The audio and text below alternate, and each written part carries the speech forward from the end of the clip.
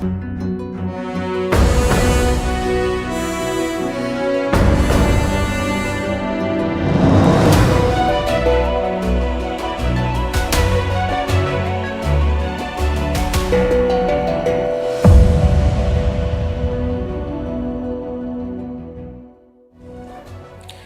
we told you that Joe Biden and Benjamin Netanyahu will talk on the phone. Tonight, we can tell you that they did. But Netanyahu apparently did not tell Biden what he plans to do next. Israel is said to be shutting the Americans out of their war plans while also depending on the same Americans for military, monetary and political support. On the other side, the new Hamas chief is said to be planning suicide attacks, and Iran reported tremors. Was it an earthquake or a nuclear test? We'll examine.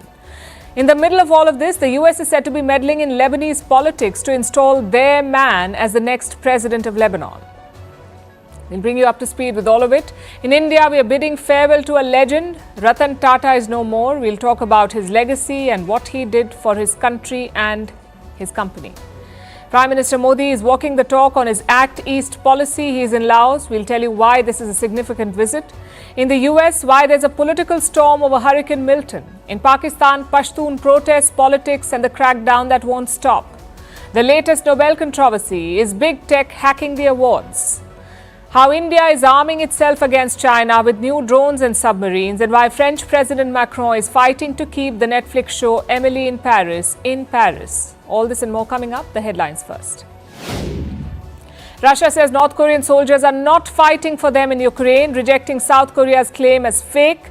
Just days ago, Ukrainian media reported that North Korean troops were killed near Donetsk. In recent years, nuclear-armed Pyongyang has bolstered its military ties with Moscow. The leaders of Egypt, Eritrea and Somalia meet in Asmara. The three-way summit comes amid rising tensions in the Horn of Africa. In January, Ethiopia signed a controversial deal with Somaliland, which is a breakaway region of Somalia. The maritime agreement has soured Ethiopia's ties with Somalia as well as Egypt.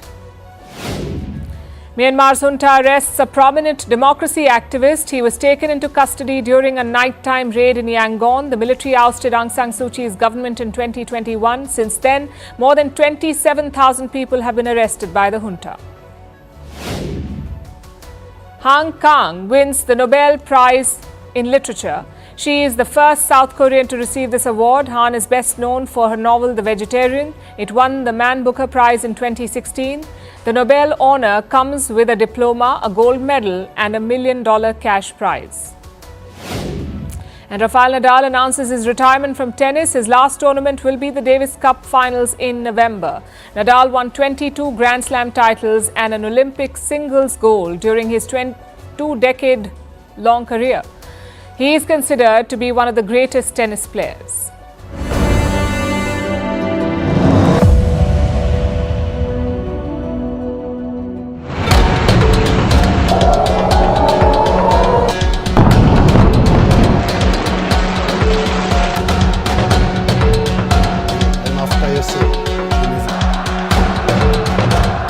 Our attack will be deadly, precise, and above all, surprising. Florida, the western coast of Florida.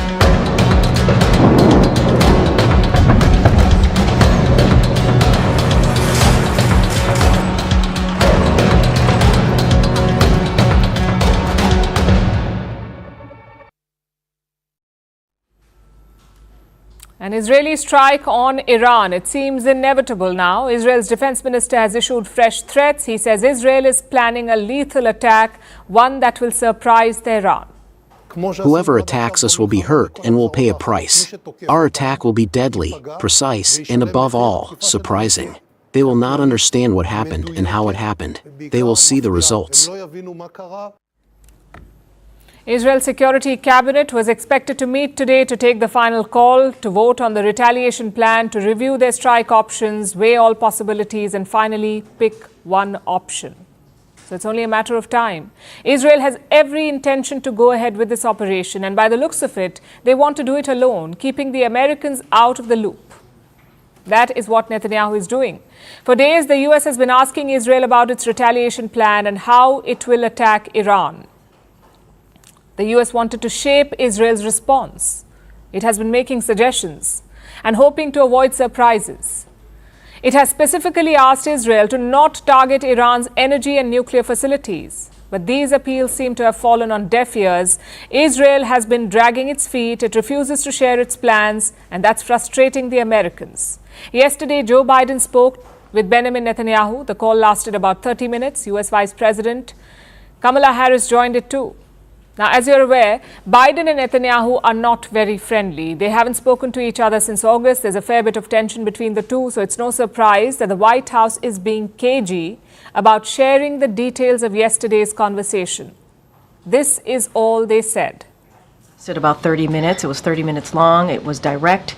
It was productive. The U.S. and the Israeli government have had discussion since last week, certainly since after the Iran attack. And so those discussions continued with the president and the prime minister.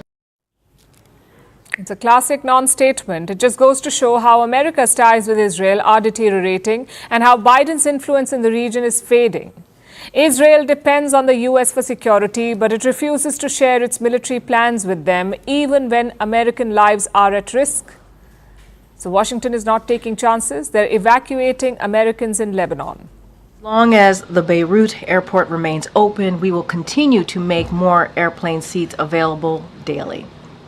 To date, the number of seats available continues to exceed demand. The U.S. Embassy in Beirut remains open and can help Americans who need emergency passports or other documentation. We urge Americans to take advantage of these options. The U.S. wants Americans in Lebanon to leave. It has also warned Israel to not strike the airport in Beirut and the roads leading up to it. Here is what the U.S. fears. If Israel hits back at Iran, there will be a counterstrike from Tehran, and in such a scenario, Americans in Lebanon will be sitting ducks caught in the crossfire. In fact, Israel is already intensifying its strikes in Lebanon.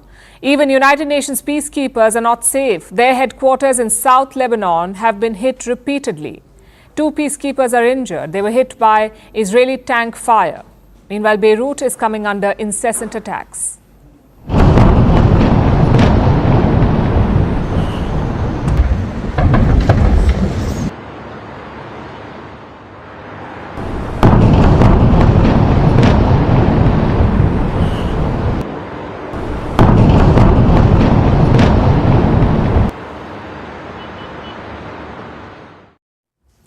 In response, Hezbollah is firing more rockets towards Israel. Meanwhile, in Gaza, Israel struck a school shelter today. It killed 28 Palestinians. So expect a response from Hamas too. And a dangerous one, because Yahya Sinwar is making moves. That's the new Hamas chief, also the mastermind of the October 7th attacks. Sinwar has been underground for a while, but reports say that he has issued a fresh directive. He wants to use suicide bombers against Israel. Remember, 2 decades ago, Hamas used to be infamous for this. They carried out multiple suicide attacks in Israel, but then the practice was discontinued because Hamas leaders were worried that they would become political pariahs, so they stopped the suicide bombings.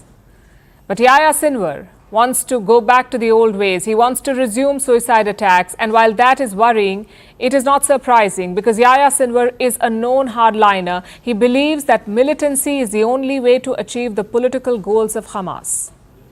And now he's taking a more extreme position. As Israel sets its sights on the Iranian regime, Iran's proxies are working on their next moves.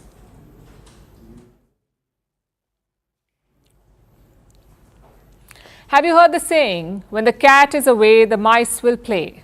It means that when the person in charge is out, underlings get up to mischief. It seems this idiom is playing out in Lebanon. The cat is Hezbollah, and instead of being away, it's in utter disarray. Their long-time chief, Hassan Nasrallah, is dead. The rest of their top leadership keeps getting assassinated, and they're fighting off a ground invasion by Israel. So the cat is definitely preoccupied. In the meantime, a foreign mouse seems to have hatched a plot to determine Lebanon's next president.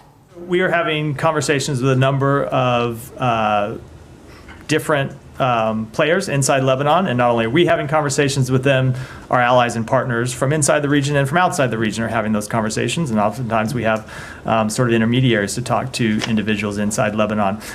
Those are ongoing. I don't think it's productive for me to read them out publicly. The US wants Lebanon's next president to be a friendly face, someone they can work with, and they believe now is the time to strike, while Hezbollah is too weak to interfere. Now, this does not mean that Lebanon will hold presidential elections. It doesn't work like that. You see, Lebanon's president is not elected. They are selected by parliament. But the Lebanese parliament has not been able to choose a president for the last 2 years. Yes, 2 years. Lebanon's last president stepped down in October 2022, and there's been a power vacuum ever since. But now the US is encouraging them to try again, and things seem to be in motion. Calling on the partners in the homeland to take the path of reconciliation and mutual understanding under the umbrella of one homeland, the Constitution and the comprehensive institutions, and to assume our joint national responsibilities by electing a consensual president for the Republic who reassures everyone and dispels their various concerns. That was Lebanon's caretaker prime minister. Yes, caretaker. The country doesn't have a full-time president or prime minister at the moment. That's how bad the deadlock is. But the US is hoping to break that and hoping that their man gets the job. The US is reportedly backing this man, Joseph Aoun. He is a general in the Lebanese army. The US believes that Lebanon's army has a big role to play in the future.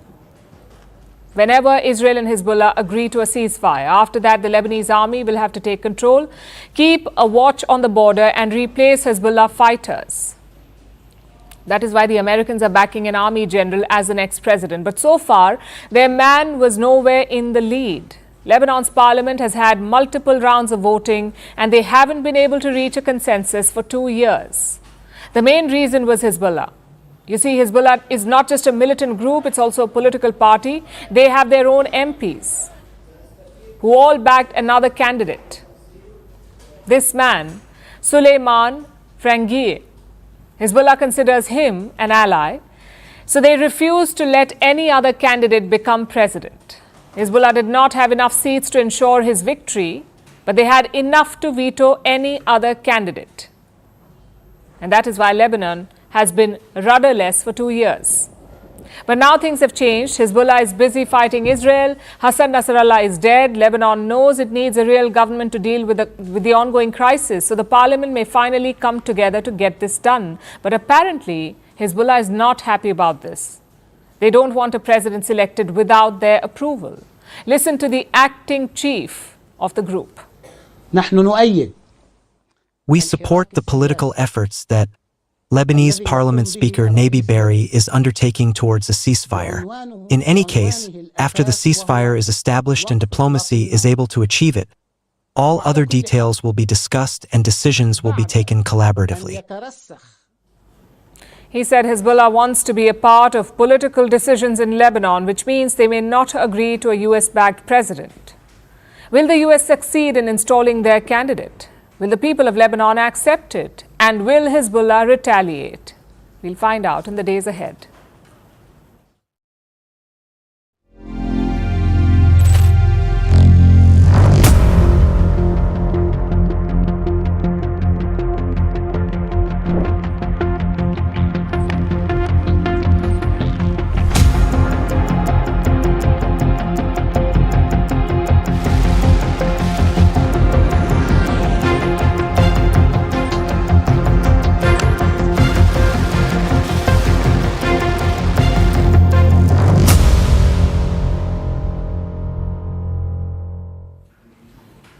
Iran has a lot on its plate right now. Israel is preparing to attack the country. Its proxies are under fire. There are fears of a wider war. So Tehran is dealing with a lot.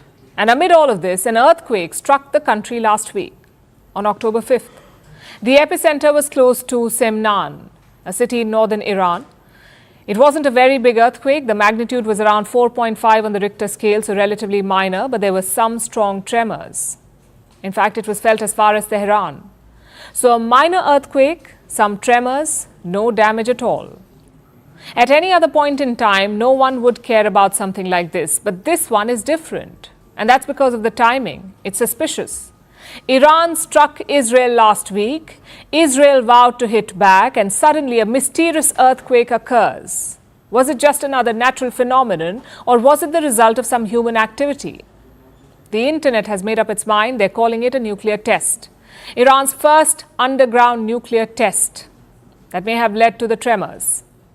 But does this claim hold water? Can nuclear tests cause earthquakes? Did Iran really test its nuclear capability, and where does their nuclear program stand at the moment? Let's look at these one by one.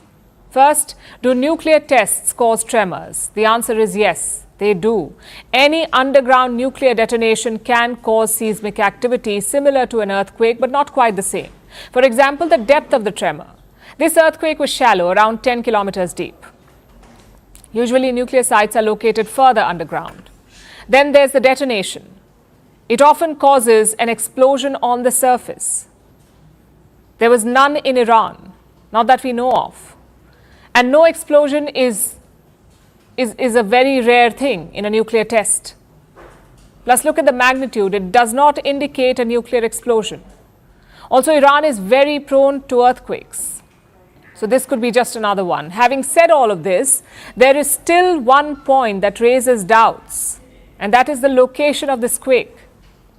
In 2019, a Washington-based think tank released a report. It said that Iran was building underground testing sites, and one likely location was Semnan, very close to the main city. So Iran is said to be building a testing site here. This report came out in 2019. Now, 5 years later, West Asia is on the edge. Iran has to prove its might, and on cue, an earthquake occurs at the very same place. So a lot of people joined the dots and said this must be a nuclear test.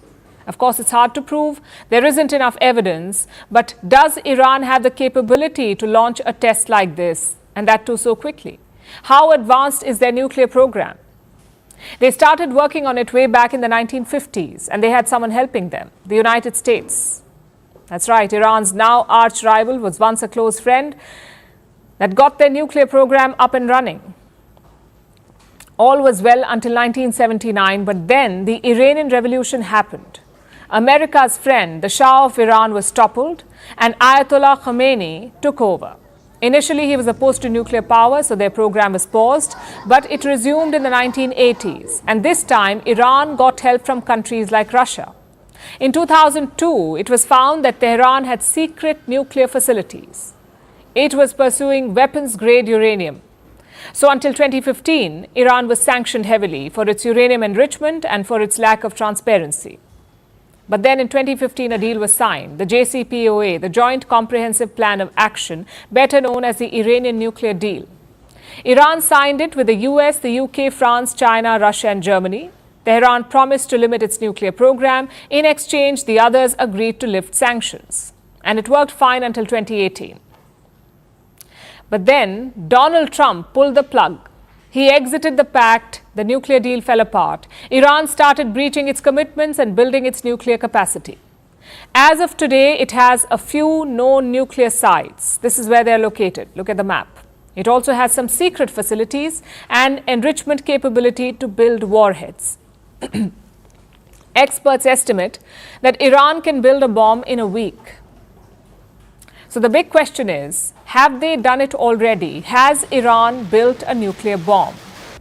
Honestly, we have no way to verify, just like we have no way to know for sure if the tremor was an earthquake or a nuclear test. Tehran will not come clean, but we do know that it does want a nuclear deterrent. And if it has the capability, this would be the best time to build it.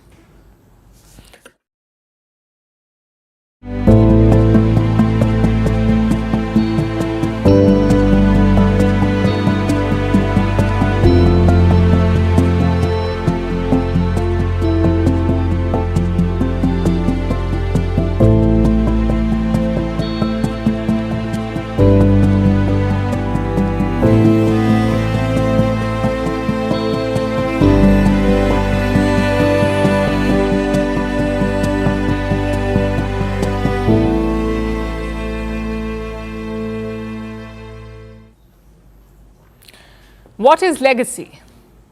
Is it your place on a Forbes list? Is it your name on a billboard? Or maybe government honors or awards? Sure, all of it counts, but legacy is a lot more than just that. It's how people remember you after you're gone, how they talk about you, how they narrate stories about you. And that is why Ratan Tata stood out.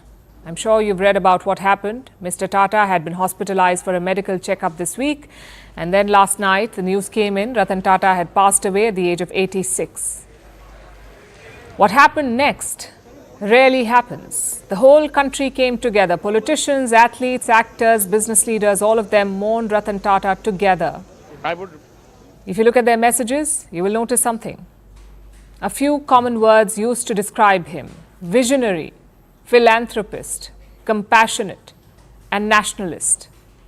It's a lot of heavy adjectives for one man, but Ratan Tata carried them with ease. Today, his last rites were held in Mumbai. The Maharashtra government had declared a day of mourning. They also ordered a state funeral for him.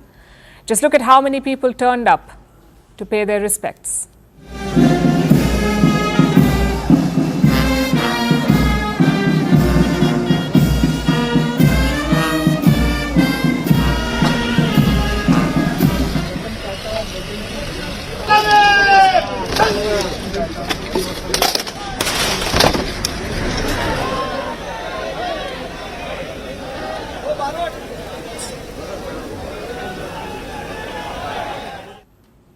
That's the legacy I was talking about. Celebrities, politicians, ordinary citizens, all of them lined up for a final goodbye. It's a testament to his career, to what he did for his company and his country. So tonight we're looking at the life of India's most respected business leader, starting with his last name. Every child in India knows about Tata. It's a business conglomerate involved in just about everything: vehicles, food, hotels, weapons, software, you name it, Tata makes it. The group has 30 different companies, and their principal promoter is an entity called Tata Sons. Whoever leads Tata Sons is the top boss. That's who Ratan Tata was. But his journey there was interesting. Ratan Tata was born in 1937. By then, the company was a giant in Indian business. When he was 10 years old, his parents separated. After that, young Ratan lived with his grandmother. In 1962, he graduated from America's Cornell University. His subject was architecture. Apparently, Mr. Tata was taken in by the American West Coast. He wanted to settle down in Los Angeles. But fate had other plans. His grandmother convinced Ratan Tata to return to India. Not like he walked straight into the boardroom, though. He had to prove himself first.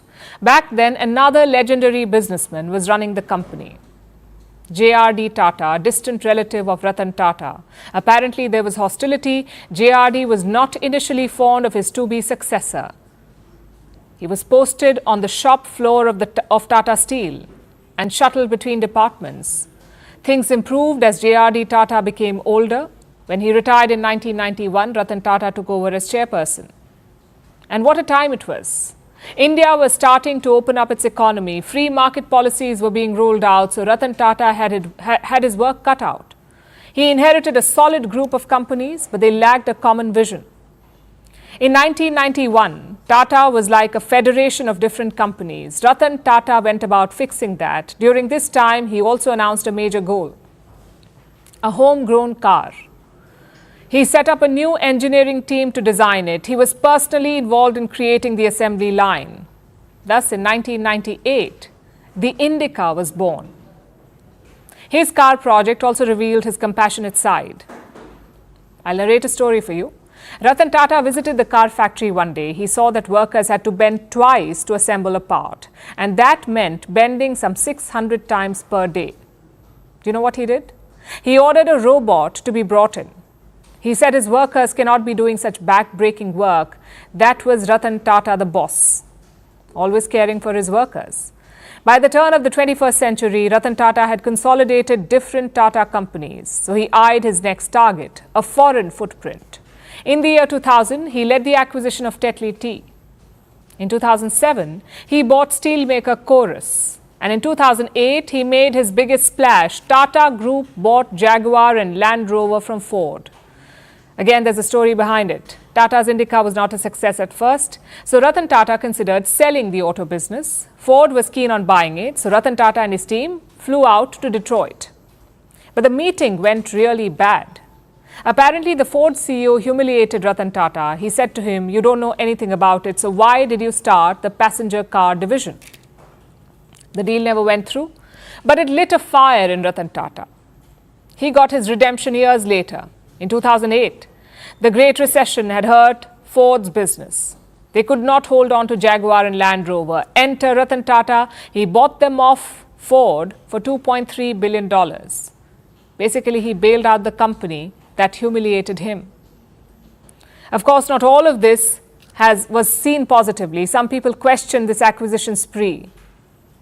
You see, Tata was taking loans to buy loss-making foreign companies. A lot of experts wondered why, but Ratan Tata proved them all wrong. He retired as chairman in 2012, and by then, 2/3 of Tata's revenue came from abroad. It was truly a multinational company. And that's his business legacy. He took Tata to the world, all the while keeping his feet on Indian soil. He tried to understand what the Indian consumer wanted. And that is why he made the Nano. It was supposed to be the cheapest passenger vehicle in the world, just about 1 lakh rupees for the base model. Again, his assumption was right. Indians did want a car of their own, but perhaps a bigger model would have worked better. It's business at the end of the day. You win some, you lose some. And Ratan Tata won a lot more than he lost. But outside business, he only won. Ratan Tata became synonymous with philanthropy. He wasn't one for flashy cars or palatial houses. In fact, his Mumbai house did not even have guards. And he did not have to learn philanthropy. It's how he was brought up. The Tatas have always emphasized on giving back to the community. Listen to what their founder, Jamsetji Tata, said. The community is not just another stakeholder in business, but is in fact the very purpose of its existence. Ratan Tata lived by these words. You see, 66% of Tata Sons' equity was held by Tata Trusts. All that dividend money went straight to the trust, to charity.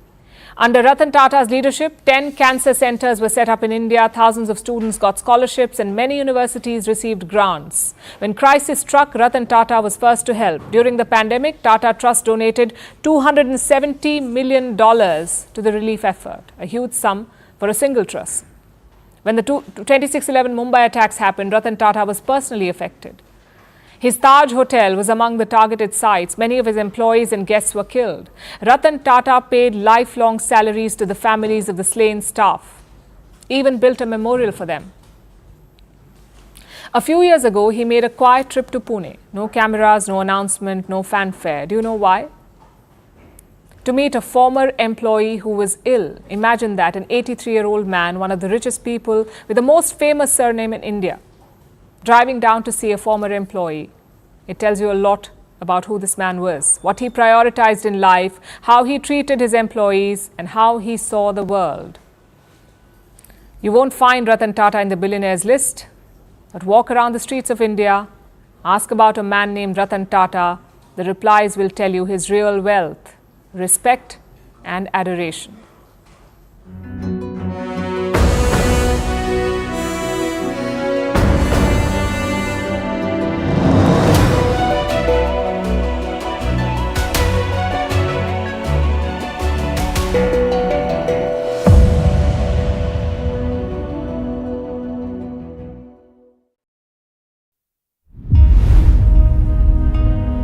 Iconic industrialist and one of the most respected businessmen of India, Ratan Naval Tata was born to Parsi parents Naval and Sunu Tata in Bombay in 1937.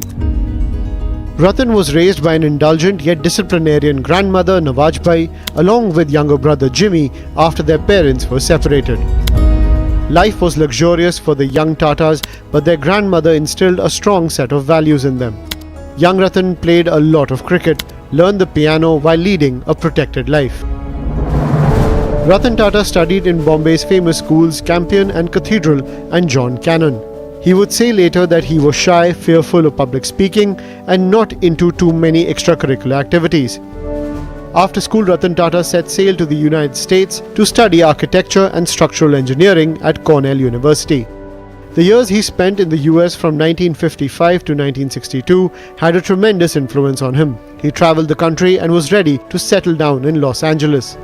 But his love affair with America broke as Lady Nawajbai's health deteriorated and he was forced to return to a life he thought he had left behind. In India, he had a job offer from IBM, but JRD Tata wouldn't allow him to join there and asked for his resume. That's how Ratan Tata joined Tata Industries in 1962 as an assistant and spent 6 months at Telco and Tisco plants in Jamshedpur. In 1965, he was appointed technical officer in Tisco's engineering division, and in 1969, he worked as the Tata Group's resident representative in Australia. In 1965, he was appointed technical officer in Tisco's engineering division, and in 1969, he worked as the Tata Group's resident representative in Australia. He returned to India in 1970 to join Tata Consultancy Services for a short stint. His first big job was with Nelco, where he was made director in charge in 1971. In 1974, he joined the board of Tata Sons as a director and rose to become chairman of Tata Industries in 1981. In 1991, as the Indian economy was on the threshold of liberalization, Ratan Tata took over from JRD Tata as chairman of Tata Sons to run the group founded by his great-grandfather more than 100 years ago. He soon started restructuring the Tata Group. The group not only achieved spectacular growth, but it was under his leadership that the Tata Group saw a series of high-profile acquisitions like Tetley, Chorus and Jaguar Land Rover. The billionaire's empire extended from salt to the world's second-largest tea business to giants in steel, software and hotels. A car enthusiast himself, in 2008, Ratan Tata launched the Tata Nano, his dream project of small but super cheap cars for millions of Indians. It came to be known as the people's car due to its affordable pricing. The project hit a roadblock in Singur and had to shift to Gujarat. In December 2012, he stepped down as chairman of Tata Sons after 50 years with the Tata Group and was appointed chairman emeritus of Tata Sons. A big backer of education and healthcare, Ratan Tata generously funded many philanthropic projects, prominent research institutes and cancer hospitals. After his retirement, not one to sit still, he quietly helped young and bright minds by investing millions in their startups. Ratan Tata's unconditional love for dogs is well known, and he built a pet hospital in Mumbai. He is once said to have missed an invitation from Prince Charles because one of his pet dogs was ill. Even stray dogs were reportedly given free entry at the iconic Taj Mahal Hotel. Ratan Tata was awarded the Padma Vibhushan in 2008. Gentleman to a fault, with his passing, India has lost one of its shining jewels that glittered for many decades and enriched millions of lives. It's truly the end of an era.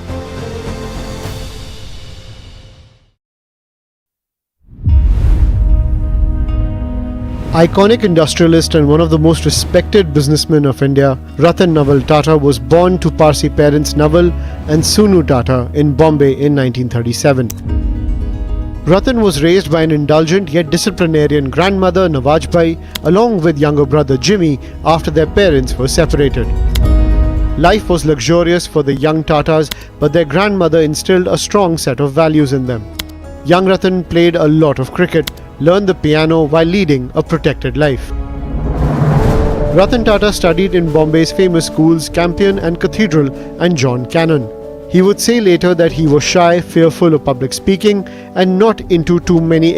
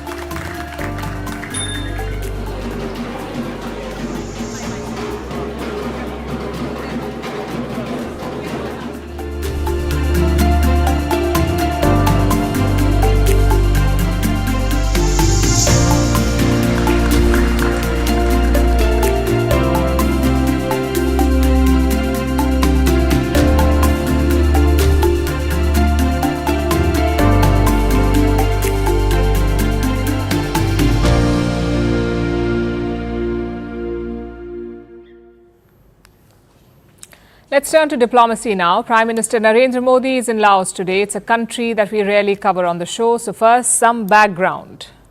Laos is located in Southeast Asia. The population is around 7.5 million. It is surrounded by 5 countries: China, Myanmar, Vietnam, Thailand and Cambodia. And why is the Prime Minister of India there? For the India-ASEAN Summit. You see, Laos is a member of the ASEAN, the Association of Southeast Asian Nations. Sort of like the European Union of Southeast Asia. It has 10 members in all. India is not one of them. Remember, this is the India-ASEAN Summit. And this year, Laos is president of ASEAN. So the meetings are happening in that country. Prime Minister Modi landed around noon today. He was first treated to a familiar experience, a Laos version of the Ramayana. Take a look at this first.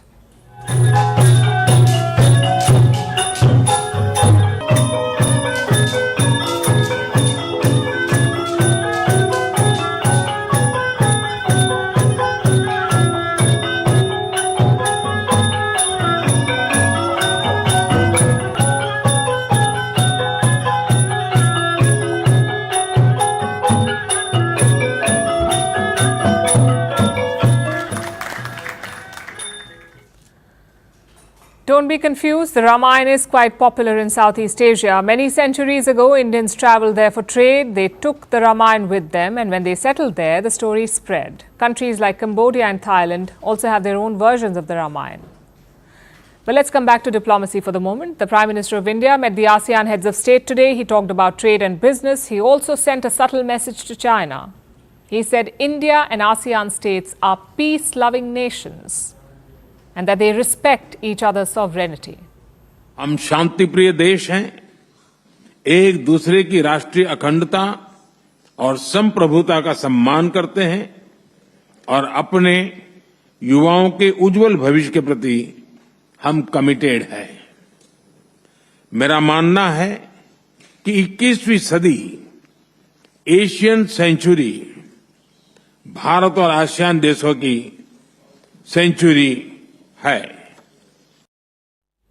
The joint statement also opposes China. It doesn't name Beijing, but the intent is pretty clear. Let me quote. We reaffirm the importance of maintaining and promoting peace, stability and maritime safety in accordance with universally recognized principles of international law, including the 1982 UNCLOS. Now, to give you some context, UNCLOS is the UN Convention on the Law of the Sea, UNCLOS.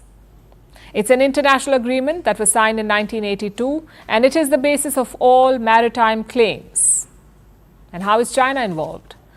Well, China claims most of the South China Sea. They have disputes with some of the ASEAN members like the Philippines and Vietnam. In 2016, an international court rejected China's claims, and that verdict was based on UNCLOS. So by citing this law, India is basically backing ASEAN's position. It is opposing China's maritime claims. And this is recent. When the verdict came out in 2016, India merely noted the decision. But now it is openly supporting it. Basically, India is picking a side, and there are many reasons for this shift. One, because India faces the same challenge as these countries, both in the high seas and the Himalayas. The same problem of Chinese expansionism. And two, because ASEAN has a lot to offer. There are 10 countries in ASEAN. One of them is Myanmar. It borders India. Trade between the two sides is nearly $130 billion. It has doubled in the last decade. Even foreign investment numbers are quite impressive. ASEAN has pumped more than $500 billion into India. That's in the last 2 decades alone. For ASEAN, India is a good friend to have, a big source of tourism, a major player in the global south, and a compelling military power. In fact, military exchanges are the new frontier in this relationship. Last year, India and ASEAN held their first ever joint military drill. This year, India shipped its BrahMos missile to the Philippines. The hope is to sell fighter jets as well. And this is all part of the Act East policy, a plan to tap into the potential of Southeast Asia. We saw an example of that last month too, when Prime Minister Modi travelled to Brunei. It's a sultanate in Southeast Asia, also a member of ASEAN. No Indian Prime Minister had ever visited this country. After Brunei, he also travelled to Singapore, again an ASEAN member. It tells you how the Prime Minister is focusing on this region, perhaps even beyond it. You see, Southeast Asia can be India's gateway to other places, like the Pacific or the Far East. In fact, that too is on the agenda. Prime Minister Modi will attend the East Asia Summit tomorrow. It's basically ASEAN plus 8 states, including India, Japan, South Korea, the US, Russia and China. Today, he met some of those leaders, like Japan's new Prime Minister, Shigeru Ishiba, and New Zealand Prime Minister, Christopher Luxon. Interestingly, US President Joe Biden is not attending. It's the second time that he is skipping this summit. Nonetheless, it promises to be an important one, especially because of the timing. China is stepping up its aggression in the region. They're clashing frequently with Filipino warships. So ASEAN states are looking for reliable partners, countries that will stand by them. As things stand, India fits the bill.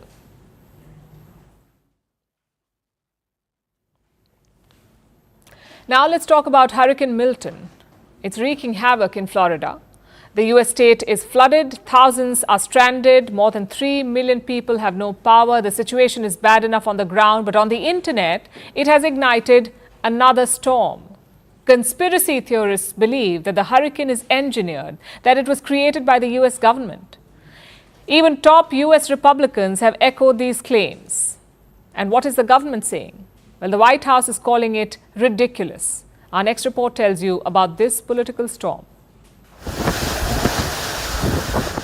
It's being called the biggest storm of the century.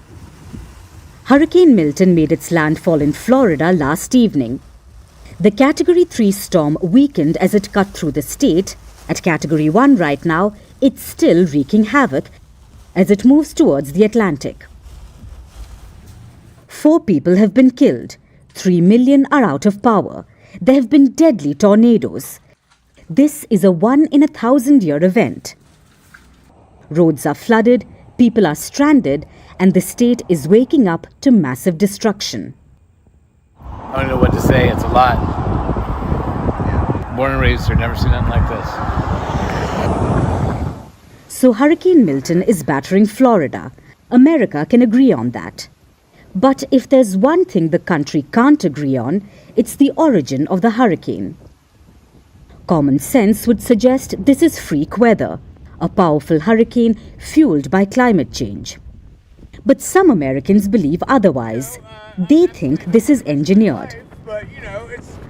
So let's dive into the swirling eye of this conspiracy. According to some conspiracy theorists, the existence of Hurricane Milton isn't an accident. It's not the result of warm ocean waters or shifting wind patterns. Instead, it's a carefully orchestrated operation by the United States government. They created this dangerous hurricane. Such theories were shared on both X and TikTok. Some were viewed 1 million times. Even Republicans jumped into this. Republican Congresswoman Marjorie Taylor Greene suggested that the Biden government controlled the weather. And what does the White House have to say? Well, it's rubbished the claims. Over the last few weeks, there's been a reckless and irresponsible and relentless promotion of disinformation and outright lies about what's going on. It's undermining confidence in the people in Florida, and it's harmful to those who most need the help. Quite frankly, these lies are un-American. Now, there's no technology yet that can create or control hurricanes. But when has that stopped the disinformation campaign? They point to satellite images and strange cloud formations as undeniable proof of weather tampering. The reasoning for this is as varied as absurd. Some say the government did it to delay the elections. Others say it's a part of a massive experiment. At least no one's mentioned aliens yet. Now, conspiracy theories linked to natural disasters are not new. People often feel powerless in the face of a natural disaster, so it's easier to believe that someone is pulling the strings, even if that someone is a nefarious cabal of government scientists. Such conspiracy theories are comfort food for a section of society who will do anything to avoid the reality and not talk about climate change. In this digital age, these theories often spread faster than hurricanes themselves. They don't need evidence or logic. Just someone sitting with a mic and creating the perfect storm of paranoia.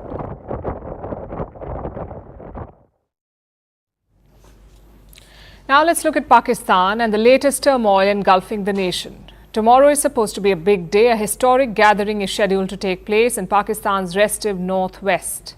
It's a gathering of Pashtuns. Pashtuns are an ethnic group. They're also called Pakhtuns or Pathans. They're spread across South and West Asia, primarily in Pakistan, Afghanistan and India, with smaller pockets in Iran too. The largest concentration of Pashtuns is in Pakistan, in the province of Khyber Pakhtunkhwa, which is named after them. That's where thousands of Pashtuns are gathering for a national jirga. A jirga is like an assembly of leaders.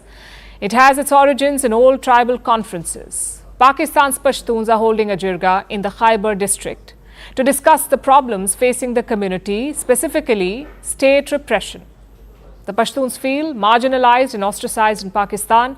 They feel they are the targets of crackdowns, enforced disappearances and outright violence. That is why they're holding the jirga, to demand justice. How has Islamabad chosen to respond to these allegations? With more violence and bloodshed, take a look.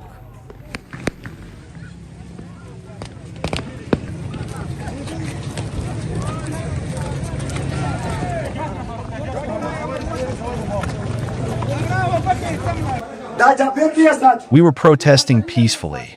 They opened fire towards us. They fired tear gas. They killed and wounded our colleagues. We were ready for talks, but they attacked us. God willing, we will continue our protest and will do our rally as per plan, even if they cut off our heads. That is what happened yesterday. As Pashtun people were on their way to the jirga site, they were attacked by the Pakistani police. The police even went to the jirga grounds, the location that was to host the assembly, and they opened fire. At least 3 people have been killed, dozens are injured. Their crime? They tried to exercise their right to peaceful assembly. Pakistan's government has a different explanation, of course. They recently banned the group organizing the assembly. It's called the Pashtun Tehaffuz Movement, or PTM. Islamabad banned the PTM on Sunday, claiming that the group was acting against, and I'm quoting, the peace and security of the country. The PTM was also accused of promoting, and I'm quoting again, racial discrimination and using abusive language against security institutions. And that last bit is quite interesting. Have you ever seen a group being banned for using abusive language before? It sounds a bit strange, doesn't it? Well, when you dig deeper, it starts making sense. Apparently, this group, the PTM, was quite critical of one security institution in particular, the Pakistani military. Pakistan is a military dictatorship in all but name. Their politicians exist to serve the army, not the people. The army props up and undermines political parties to maintain control behind the scenes. So every political party must toe the military's line or risk getting ousted. Now, what happens when a group of people start openly criticizing the same military? When they actually start talking about military excesses? That's what the Pashtun group has been doing. They've called the Pakistani government military controlled. They say Pakistan's military oppresses the people, that it orders arbitrary arrests and keeps people in jail even after they secure bail. In fact, the group even went further, saying that Pakistan's generals treat war as a business, that they make profits from the blood of innocents. Pakistan certainly has some wealthy generals, and they won't like people questioning their wealth or the source of their wealth. So perhaps they leaned on their puppet government and got the PTM banned. Whatever the cause, Islamabad is now going after the Pashtuns relentlessly. Pakistan's Interior Minister said that PTM supporters will be dealt with, that their passports and identity cards will be cancelled. You saw the violence being meted out to the jirga attendees and the attack on the venue. Islamabad is doing everything it can to stop tomorrow's event from taking place, but the Pashtuns have vowed to go ahead with it. This sets the stage for a bigger clash where scores of peaceful protesters may get hurt or worse. The world should keep a close eye on the situation unfolding in Khyber.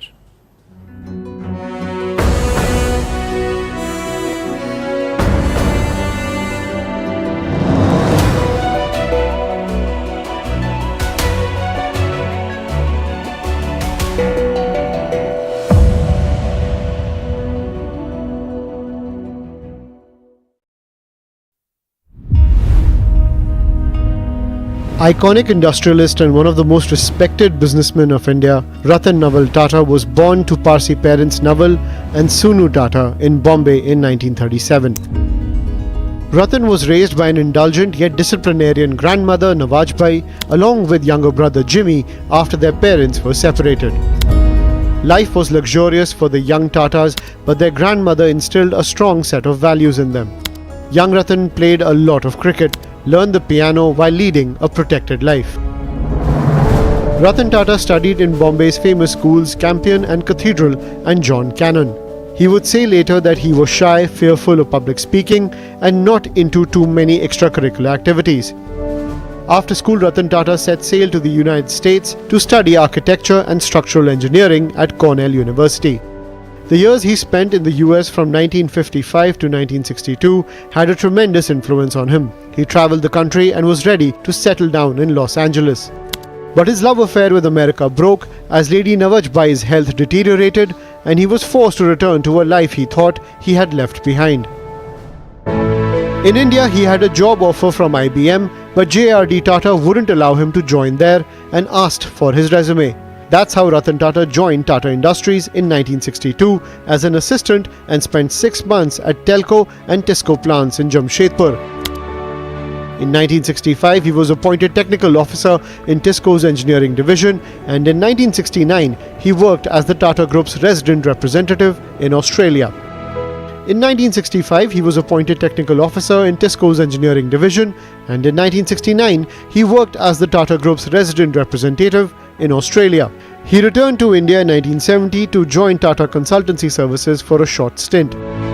His first big job was with Nelco, where he was made director in charge in 1971. In 1974, he joined the board of Tata Sons as a director and rose to become chairman of Tata Industries in 1981.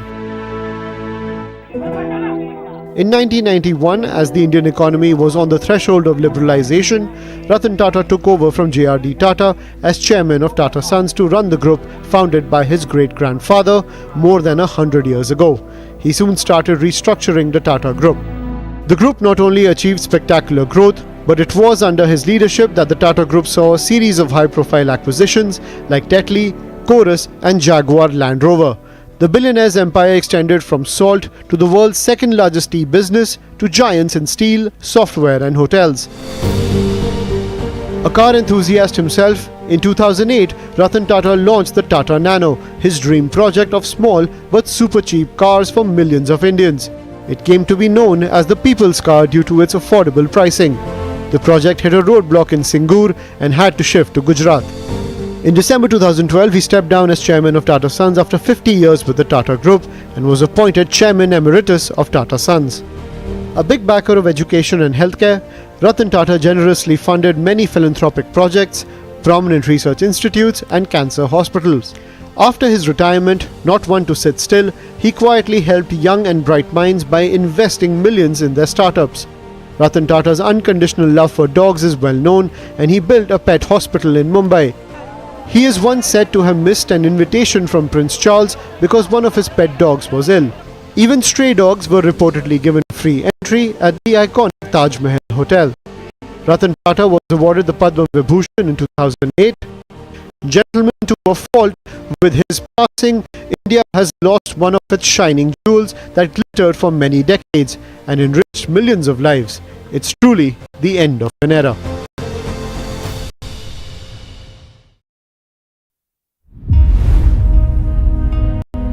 Iconic industrialist and one of the most respected businessmen of India, Ratan Tata was born to Parsi parents Naval and Sunu Tata in Bombay in 1937. Ratan was raised by an indulgent yet disciplinarian grandmother Nawajbai along with younger brother Jimmy after their parents were separated. Life was luxurious for the young Tatas, but their grandmother instilled a strong set of values in them.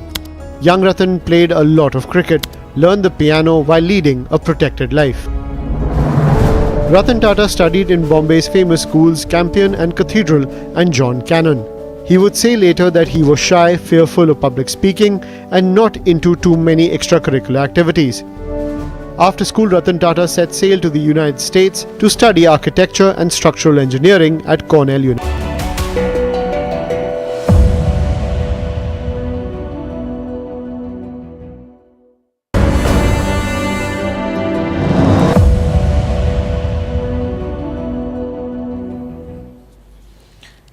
It was hard finding something funny today, so we turned to our source of unlimited humor, the Pakistan cricket team. They're playing a test match against England right now. It's a home game in Multan. Pakistan batted first and made 556 runs. Impressive, right? But don't forget the age-old saying in cricket, the other side has a bat too. And looks like England came with massive bats. Because guess how much they made? 823 runs. It was embarrassing and humiliating for Pakistan. In other words, a normal Wednesday. Of course, fans are not happy about this thrashing. They're mocking the Pakistan players on social media. Some Indian users have also joined in. I guess it's one thing that both countries agree on: how bad the Pakistan cricket team is.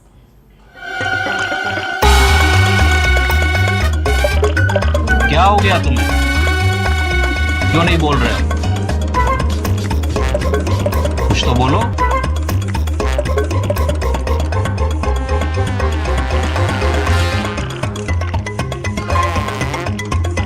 माफ करना, गुस्से में इधर उधर निकल जाए. ओ भाई, मारो मुझे, मारो मारो.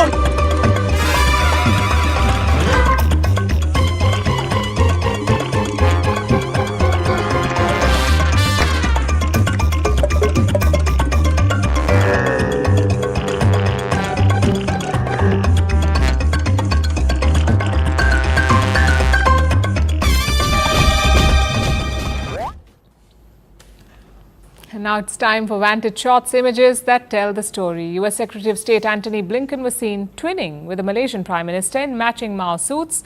In the US, a woman calls 911 after dozens of hungry raccoons surround her home. And the FBI returns Nazi-looted Monet paintings to the heirs of the original Jewish owners after 84 years. Finally, we are taking you back in history on this day in 1970.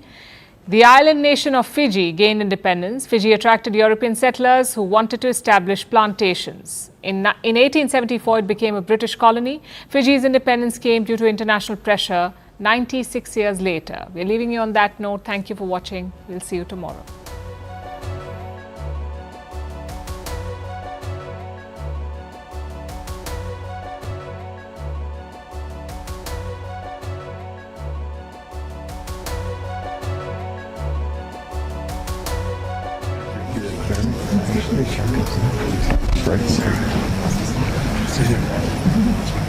Look at the other way. Why am I meeting secretary with a Mao suit? we must know the same tailor.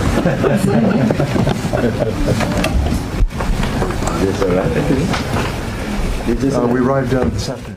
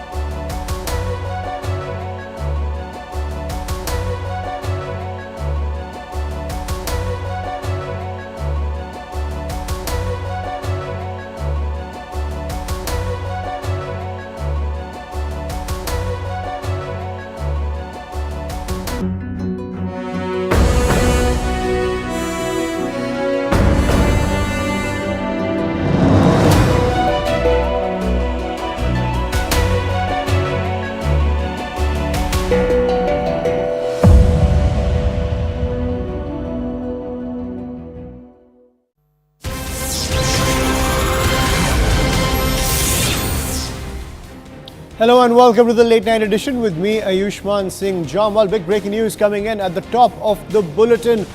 This is coming in from the national capital where the crackdown on the drug trade continues.